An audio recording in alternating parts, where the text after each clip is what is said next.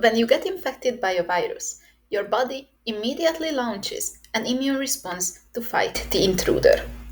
Viruses contain double stranded RNAs, which get recognized in our cells by our immune system as something harmful, something foreign, leading to a protective response to save our cells. While double stranded RNA is a characteristic of viruses, it is not unique to them. Our own cells contain double stranded RNA in healthy conditions. Now, if they also get recognized by our immune system as something foreign, this would lead to an autoimmune disease. Luckily, we have a mechanism to avoid this. We have a protein, an enzyme called ADAR, which deposits a mark called editing on our own double stranded RNA, but not on viral RNA, so that our double stranded RNA will be marked as something something safe. There is no need to start an immune response against them. Now, the reason I wanted to do research in this field and I wanted to learn more about this mechanism is the plot hole of the story I just told you. So, if our immune system cannot differentiate between the viral double stranded RNA and our own double stranded RNA, how can other do exactly that? So, I wanted to better understand the structural determinants of RNA editing. Now, human cells are a huge mess. They contain millions of RNA molecules. They will form all kinds of structures with themselves, with each other, depending on whatever they are surrounded with.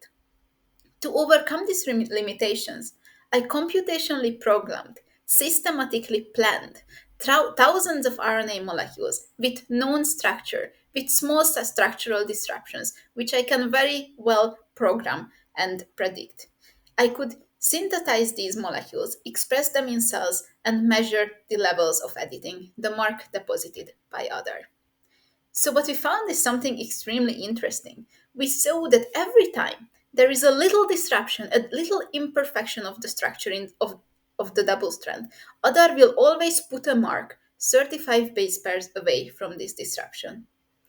Now, the interesting thing is that the mark which ADAR deposits very much looks like an imperfection of the structure itself, meaning this signal will be recursive because every time ADAR puts a mark, the mark itself will serve as a nucleation signal for the next mark and the next and the next until it reaches the end of this double stranded molecule.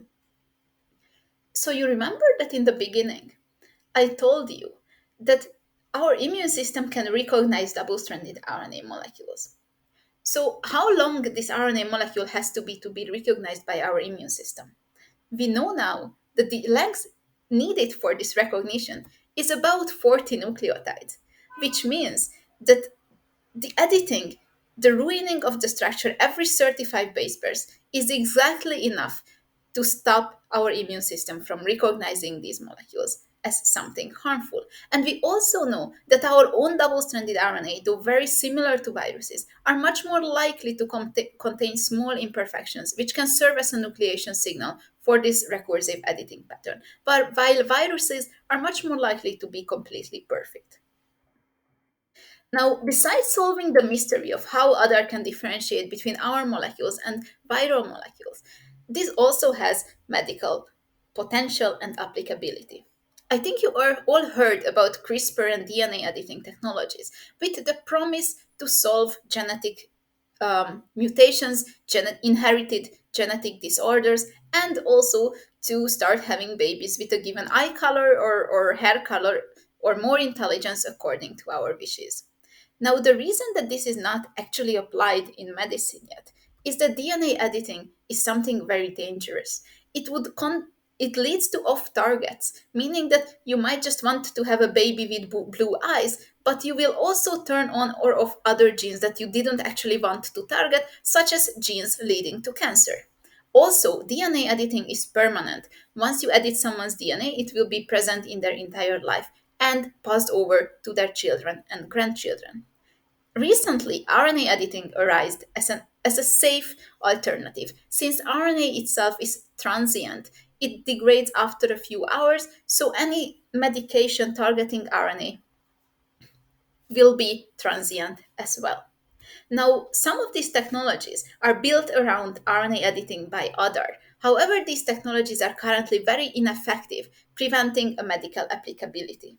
Since we now know that ADAR will always edit 35 base pairs away from a mismatch, we actually could use this 35 base pair rule to increase the efficiency of currently existing technologies over threefold, increasing the chance that it can be actually used to correct genetic mutations in humans.